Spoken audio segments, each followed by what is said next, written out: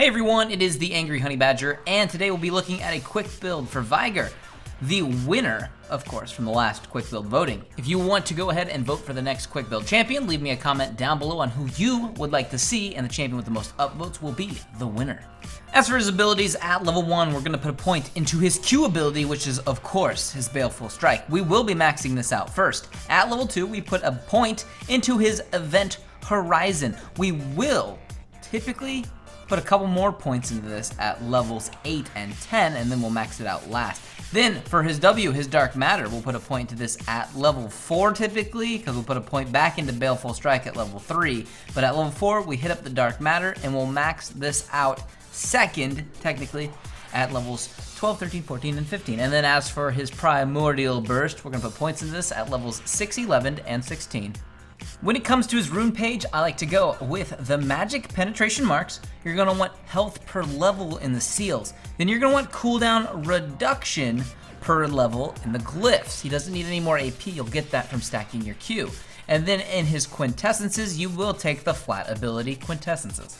When it comes to his masteries, we go with 21 in the offense, focusing on damage, of course, 0 in the defense, and 9 in utility. Make sure you pick up those biscuits and some mana regen.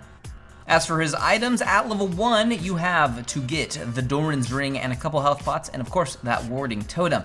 Now, early on, you have two main choices when you go back to base. You can pick up the Chalice of Harmony if you're up against an AP matchup where the magic resist will be helpful, or if you're not and you're up against an assassin who most likely is dealing AD damage, you're going to get the Fiendish Codex. Now, like I said, depending upon that matchup, it will depend on what item you get early on. That may be the Athenes for that AP matchup, or it will be the Morellonomicon if you're up against one of those AD assassins. Now, transitioning into your core build, it looks a little bit like this. You'll have that item that you'll need. For us, it was the Athenes. Let's say we were up against Ari.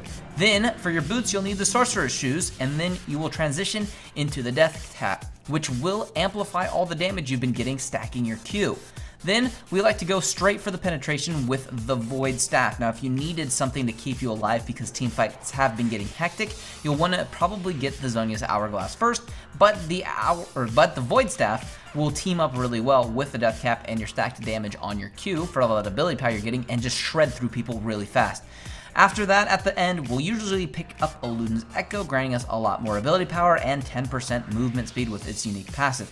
As for options, if you're up against an AP assassin, perhaps a Diana or someone who wants to jump on you and annihilate you, if Event Horizon isn't enough to stop them, of course, the inclusion of an Abyssal Scepter is very helpful, so I would consider picking one of those up. If you needed health, you could pick up something like a Rylai's, but it's not going to get you the most impactful slows, so don't necessarily rush one of those. But that is going to be a quick build for Veigar. Like I said, leave me a comment down below who you would like to see next for the next quick build. The closest champion last week was Kindred in second place, so we'll see who wins for the next quick build, but other than that, I wish you the best of luck on the fields of justice.